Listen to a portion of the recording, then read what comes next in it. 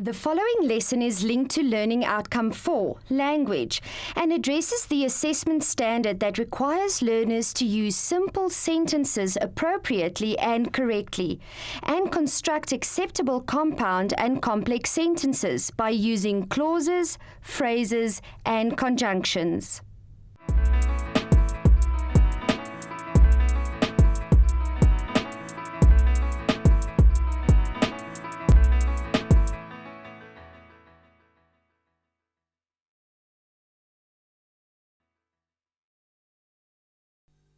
So you want to be successful and earn a good living when you finish school?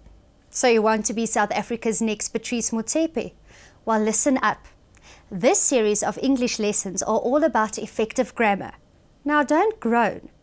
Understanding grammar will make English a lot easier. And as you know, writing and speaking English well can open doors for you. It's a real key to success.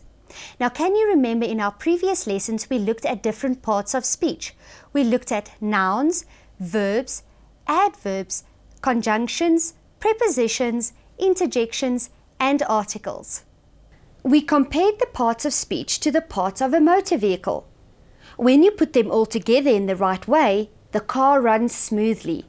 When you mess up, the car doesn't go very well. And to fix it, you need to know what each part does. It's the same with using words and grammar to fix up your English. Know what they do and how to use them, and the parts of speech become useful tools. If you don't remember what those parts of speech are, visit the Mindset Learn website and do some revision, or ask your teacher for help. So we know that individual words are parts of speech. But what about groups of words in a sentence? Do you know what they are called? Yes, phrases and clauses. In this lesson, we'll be spending our time looking at phrases.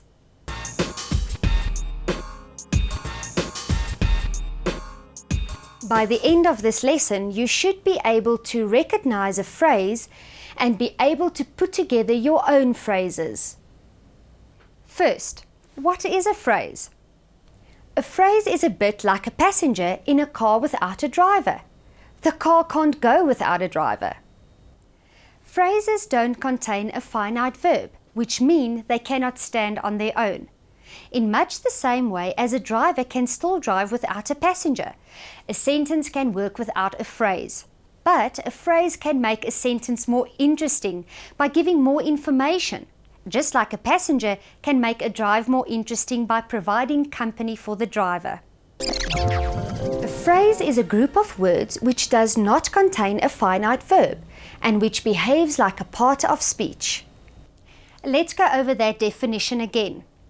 A phrase is a group of words. So straight away we know that we are looking for more than just one word to find a part of speech. A phrase does not contain a finite verb. So we check that as well. If there is a finite verb, then we definitely don't have a phrase. And a phrase is like a part of speech.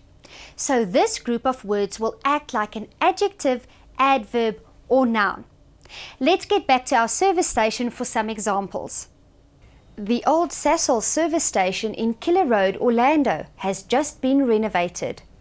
In this sentence, the words "in Killer Road, Orlando" form a phrase.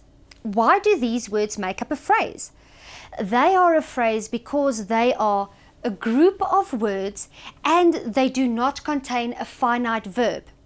In this sentence, they also do the same work as an adjective because they describe the service station.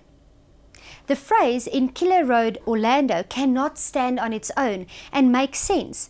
It needs to be part of the sentence to have meaning.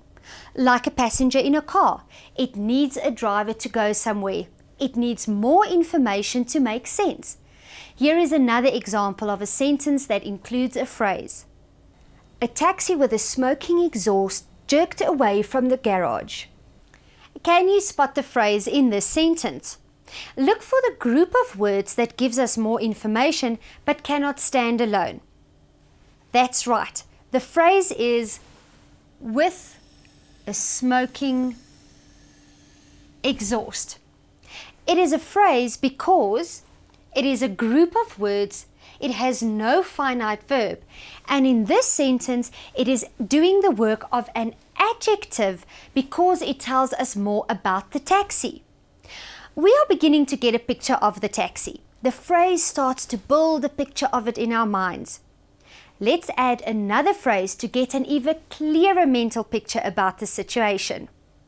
First of all, a phrase is a group of words. That's easy enough to understand. In our example, with a smoking exhaust consists of a group of words, as does in the middle of the day. Secondly, in our definition of a phrase, we said that it does not contain a finite verb. Do you remember what a finite verb is? A finite verb always has a subject, something or someone who performs the action, and it has a tense. You won't find a finite verb in a phrase. Can you find a finite verb and a subject here? No, no finite verbs. In the sentence, a taxi with a smoking exhaust jerked away from the garage in the middle of the day, the word jerked is a finite verb. It has a subject, a taxi, and it is in the past tense. But this finite verb is not in the phrase part of the sentence. That phrase or this phrase. Thirdly, we said that a phrase does the work of a part of speech. And phrases can either do the work of adjectives, nouns, or adverbs. When a phrase does the work of an adjective,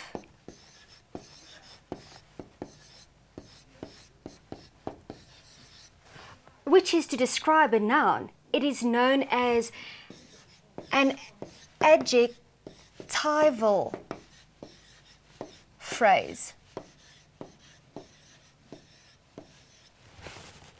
Here is a sentence with an adjectival phrase. Can you spot it? The pizza with the extra cheese is mine. Okay, which is the adjectival phrase? Did you get it? The phrase with the extra cheese describes the noun pizza. So, it is an adjectival phrase. A phrase that does the work of an adverb is known as an adverbial phrase. It explains a verb, an action word. He threw the pizza box into the dustbin. Into the dustbin is an adverbial phrase because it tells us where the throwing happened. Finally, we have noun phrases. Groups of words doing the work of a noun is known as a noun phrase. How about this sentence? Can you find the phrase and can you work out what type of phrase it is?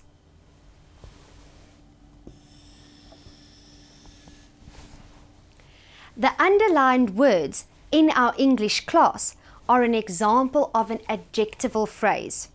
We have a group of words, no verb, and they are taking the place of an adjective. Describing what? Describing the noun students. But if we left out the phrase in our English class, the sentence would still make sense. Students find grammar confusing is a sentence. There is no phrase in it though. It gives us the same basic information without the description of where the students are. We know it is a sentence because it has a subject, students, and a finite verb, find. Let's have a look at the sentence. Do you see that the phrase in our English class works as an adjective, and that we can replace the phrase with a single word.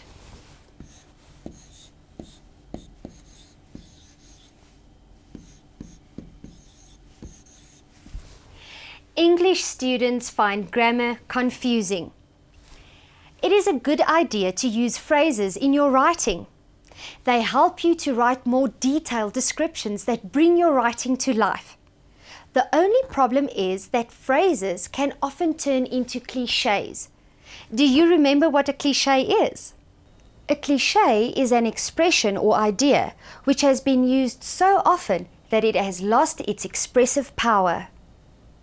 Many clichés are phrases, such as once upon a time, the traditional opening phrase of fairy tales. Some other phrases which have become cliched are each and every, the bottom line, and behind the scenes. You should now have a fair idea of what a phrase is. To check that you really understand phrases, here is today's task.